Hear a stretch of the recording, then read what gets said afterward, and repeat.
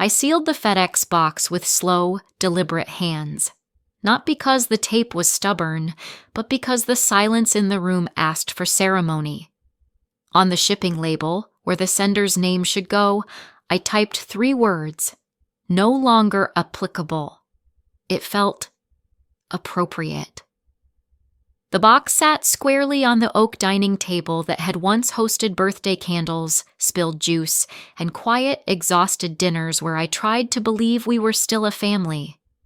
Now it held a curated inventory of memories, a silver Omega watch engraved with, "To tea every second counts," the Italian espresso machine I once wrapped in red paper, and a first edition jazz vinyl he claimed I never appreciated.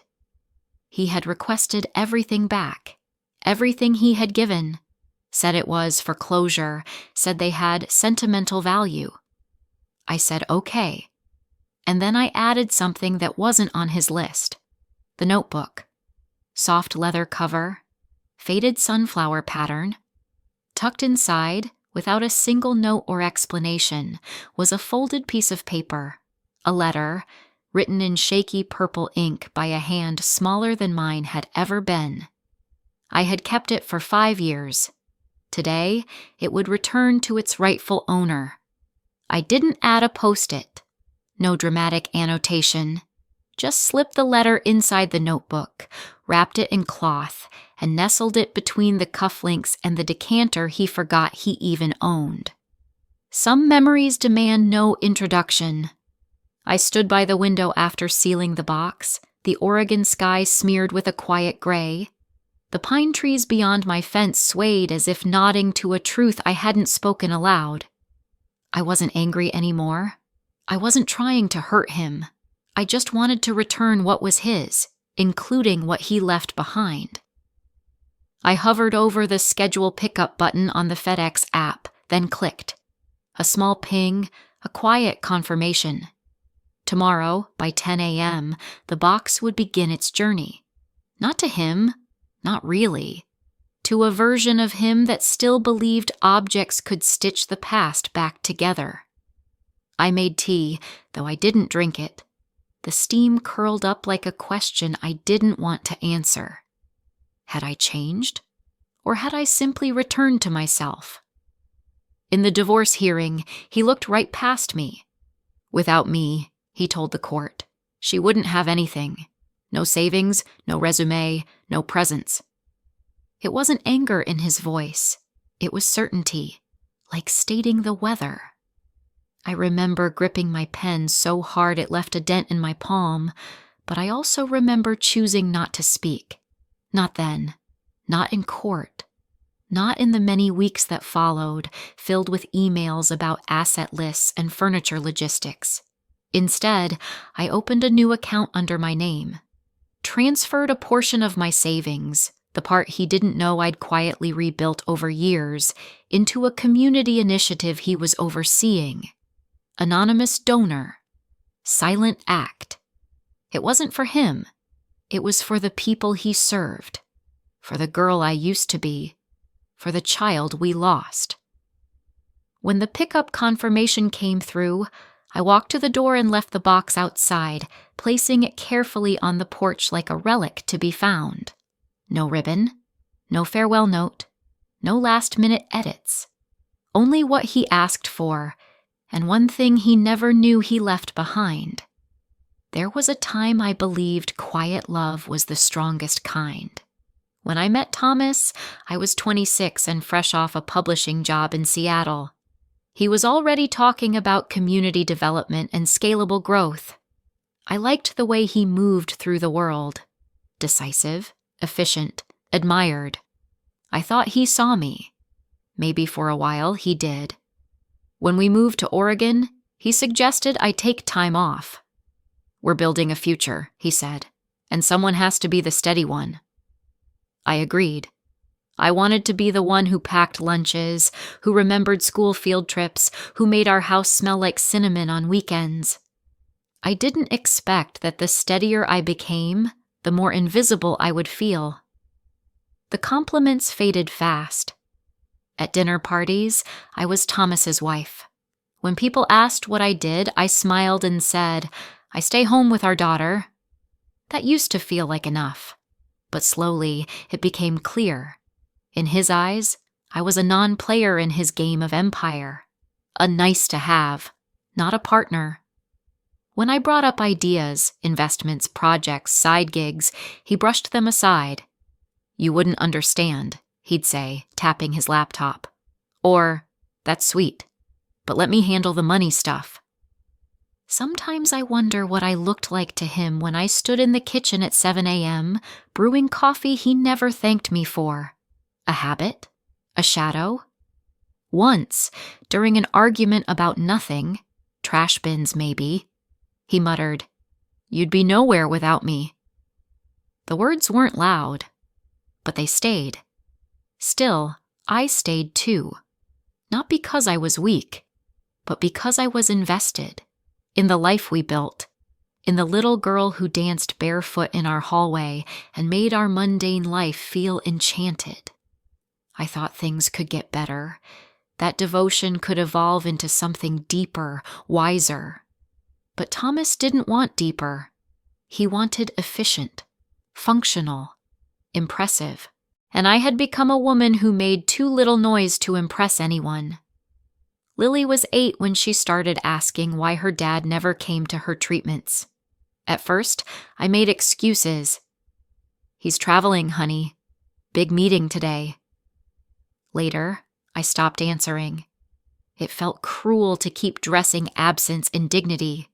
The diagnosis came fast: acute lymphoblastic leukemia. One moment, we were arguing over screen time. The next, I was learning how to fold hospital gowns and navigate grief in real time. Thomas visited twice. Once with flowers, once with silence. Lily didn't complain. She always had a gentleness I didn't teach her, something instinctive. She kept drawing pictures of our family, 3 stick figures holding hands, even when only 2 of us were actually in the room. Then one afternoon, after I stepped out to grab a coffee from the hallway cart, I returned to find her scribbling something with a purple gel pen, her favorite color. "It's for Dad," she whispered, sliding the note under her pillow like it was sacred. I never gave it to him. After she passed, I found the letter folded neatly in her sketchbook. 4 lines, simple, almost too innocent to bear. "Hi, Dad. I miss you. Please come visit me one day. Love, Lily." The I in visit had a little heart on top. I kept that letter in my wallet for a year, then tucked it inside my old sunflower notebook, the one where I recorded her first words, her vaccine schedule, her favorite bedtime songs. I told myself I would throw it away one day, that it wasn't healthy to hold on. But I never did. Not because I couldn't let go of her, but because letting go of that letter meant accepting he never asked about it, never asked what she left behind, never once said, "Did Lily say anything for me?" Grief doesn't always shout. Sometimes it hides in corners, quietly collecting dust. And sometimes healing doesn't come from forgetting, but from remembering what others chose not to. So I kept the letter, not to weaponize it, but because someone had to remember. And now, 5 years later, I was sending it back, not as punishment, but as proof that she tried. I didn't open it right away, just stared at the preview text in my inbox while the kettle boiled. Something about it already felt transactional, and it was. "Julia, hope you're well. I've been going through some things and realized I'd like to reclaim any gifts or possessions from our marriage that hold personal value. Watches, art pieces, the espresso machine, anything I gave you that might still be around. Let's return what belongs to each of us. Clean slate. Thanks, Thomas." There was no malice in it, just his usual tone, tidy, efficient, like he was organizing a spreadsheet. I read the email twice, then closed my laptop and laughed out loud. Not a bitter laugh. Not anymore. Just the dry realization that some men reach middle age and decide the path to healing is itemized. Later that night, I made a list. Not out of spite, out of clarity. Every object he mentioned had been sitting quietly in my home, collecting time. Not dust. Time. The espresso machine still hissed at 7 a.m., though I hadn't used it in months. His watch lay inside a drawer beside Lily's old crayons. The art pieces, 4 abstract prints he once called investment decor, had been rehomed to the garage. I wrapped them in newspaper, one by one. I labeled each with care, noted their condition, photographed them for my records. A part of me felt oddly calm, like I was checking off something deeper than a to-do list. Maybe what I was really doing was returning the version of myself who once needed his approval. And then, there was the notebook. I pulled it from the bookshelf behind my desk, fingers grazing the leather spine. Still smelled faintly like cedar. I hadn't opened it in a year, but I knew exactly where the letter was. Page 17. Slipped behind an old photograph of Lily holding a daisy with both hands. I didn't cry.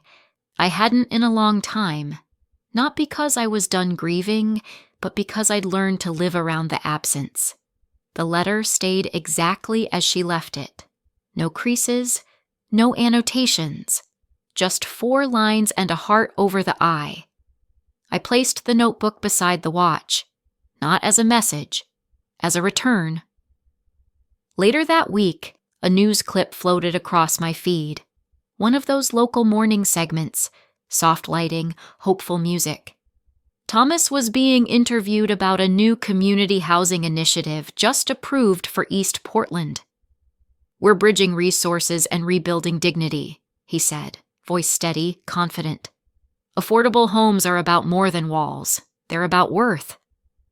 I watched him gesture to blueprints and community liaisons, shaking hands with city officials. He looked exactly the same. Pressed shirt, perfect posture. Not a wrinkle out of place. But for a flicker of a second, I saw something else. A pause when the interviewer asked about funding. "We've had a few private supporters step in quietly," he said. "Very grateful." I clicked pause. That's when I knew. He had the ambition, the platform, but he would never ask for help unless it came wrapped in recognition.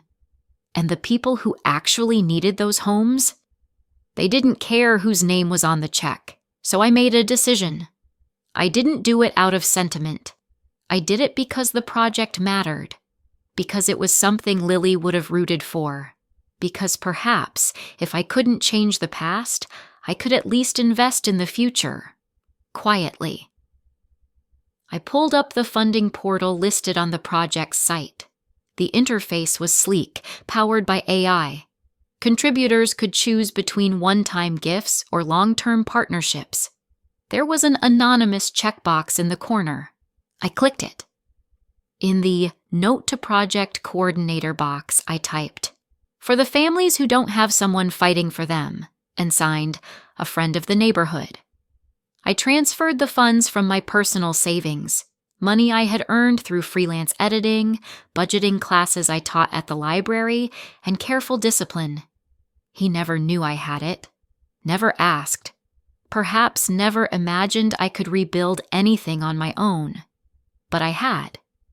After the transaction went through, I received a digital receipt and a single-line confirmation.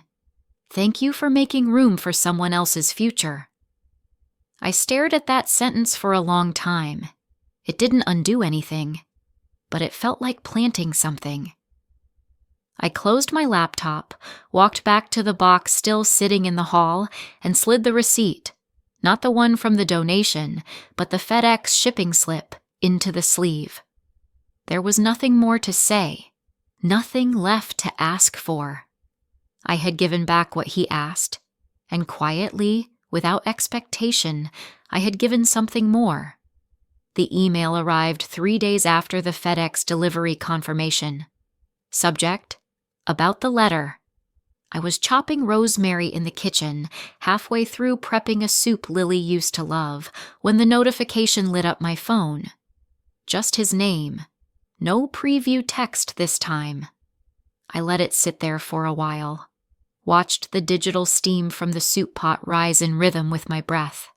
Then I washed my hands, sat down at the counter, and opened it. Julia. I don't know what to say. I didn't know the letter still existed. I didn't know she wrote one. That was it. No sign-off, no ellipsis, just space. The cursor blinked at the end of his last sentence like it was waiting for more, but nothing came. I stared at the message, letting its weight settle. It wasn't an apology. Not really, but it wasn't denial either. It was something in between. An echo, maybe. The sound grief makes when it finally hits something solid. I clicked mark as read, then closed the laptop. No reply. There was nothing to clarify. He didn't ask why I kept it, or why I chose to send it now. He didn't ask about Lily's favorite soup, or her sketchbook, or the soft way she used to hum when brushing her doll's hair. And I didn't need him to. He knew now. That was enough. I carried my mug to the back porch and sat on the old bench facing the pine trees. Oregon dusk had started to stretch across the sky, all gray gold and gentle. Somewhere in the distance, a dog barked once, then silence returned. For the first time in years, I didn't feel like the memory keeper of a life someone else had walked out of. I felt like someone who had handed the past back, not to forget, but to release. The wind picked up, my sleeves fluttered, and with them, so did a quiet, almost imperceptible lightness. 2 days later, another email came, this one from a name I didn't recognize. Subject: thank you from East Bridge Initiative. For a moment I thought it was a receipt, an automated thank you. But when I opened it, I saw a message that was unmistakably human. Dear friend, we don't know who you are, but we wanted you to know your contribution made a difference. Because of your gift, we were able to move forward with Phase 2 ahead of schedule. That means 20 more families, single mothers, retired veterans, displaced teenagers, will have safe, permanent housing by winter. One of the volunteers said it best today. Whoever did this, they must have known what it feels like to be left behind. So from all of us, thank you. No questions asked, no spotlight, just a quiet kind of generosity we won't forget. With gratitude, Ria Patel, Project Coordinator, East Bridge. I reread that last line. A quiet kind of generosity we won't forget. The screen blurred slightly, not from tears exactly, but from something softer, something like grace. I sat with that email, my fingers resting over the keyboard but unmoving. There was no reply needed, no account to log into, no survey, just acknowledgement, recognition without name, impact without ownership. I thought about Lily. She used to say thank you for everything, tiny things, like when I untangled her shoelaces or peeled her clementines just the way she liked. I once told her, "You don't have to say thank you every time, sweetie." And she'd grin and say, "I know." But I like when people know I noticed. This email felt like that, like someone noticed, not who I was, but what I had done quietly in the space where no one was watching. I didn't forward it to anyone, didn't save it to a folder. I let it live there in my inbox, just above the message from Thomas. 2 acknowledgements.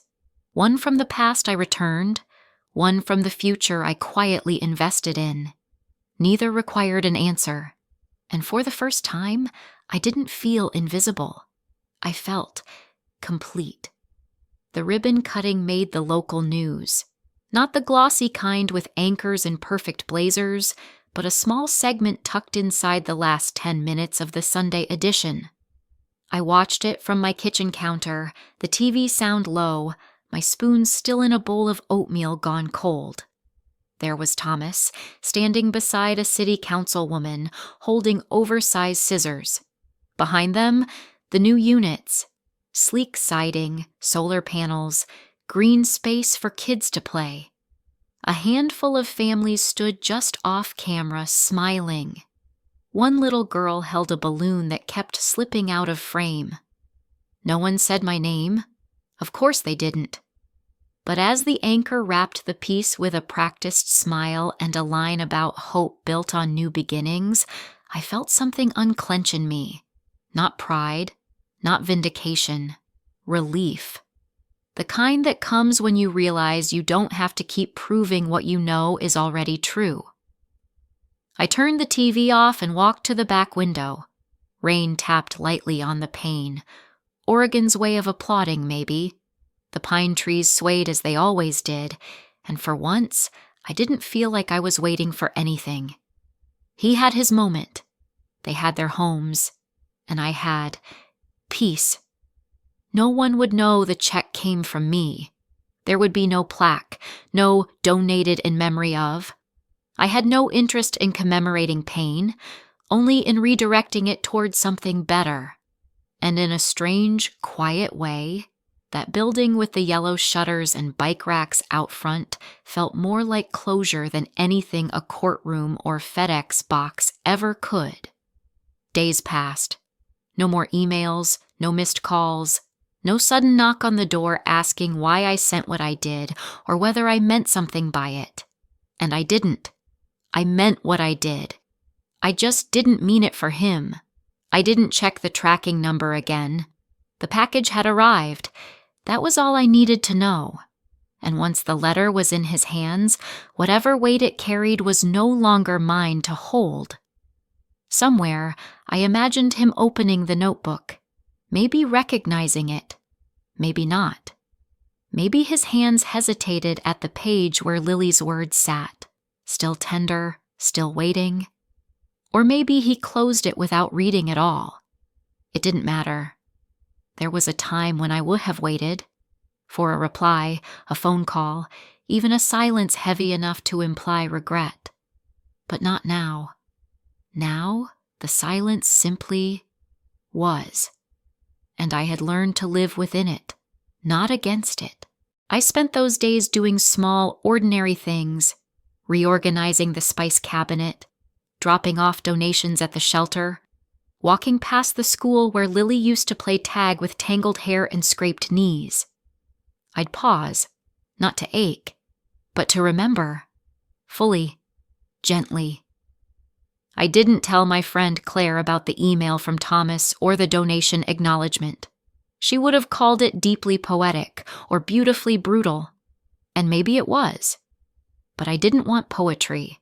I wanted space, and I had finally claimed it. There was nothing more to give and nothing I wished to reclaim. And for the first time in years, that felt like enough. There's a wooden bridge in the middle of Tualatin Park, just past the row of tall pines and the duck pond that always smells a little like moss and maple. Lily and I used to walk there every Saturday, rain or shine. She'd skip ahead, naming rocks, collecting leaves, humming whatever tune was in her head that week. I hadn't been back in a long while, but this morning, something called me there. I wrapped a scarf around my neck, stepped into the cold spring air, and let my boots find the rhythm of old paths. The same trees stood, taller now. The same gravel crunched underfoot. The same air, crisp and familiar, filled my lungs like memory. When I reached the bridge, I stopped. This was where Lily once told me she wanted to build a house for people who were lonely. Said it should have cookies and warm lights and not too many rules. I remember laughing. "You want to build a sanctuary?" She tilted her head. Number A place where people feel like someone waited for them. That sentence never left me. And now, 5 years later, there is such a place. not under our name, not marked by our grief, but made possible by it. And that, I think, is its own kind of miracle. I leaned on the railing and looked out across the small creek. Water moved slowly, like it had nowhere else to be. In that stillness, I thought of everything I had given back, and everything I had kept. People often think forgiveness is a grand gesture, a conversation, a reconciliation, a public letting go. But it isn't. Forgiveness is quiet, private, sometimes invisible. It's walking through a memory and not flinching. It's remembering someone's worst day and choosing not to make it their last in your heart. It's sending back what doesn't belong to you anymore, without needing applause. I didn't forgive Thomas to absolve him. I forgave him because I no longer wanted him crowding the edges of my mind. And because healing, I've learned, doesn't mean forgetting. It means remembering with clarity and still choosing peace. The wind lifted, brushing past my coat. I closed my eyes, just for a moment. Not to wish, not to mourn, but to thank whatever remained of the world we built and let it rest. Then I turned back toward the trail and walked on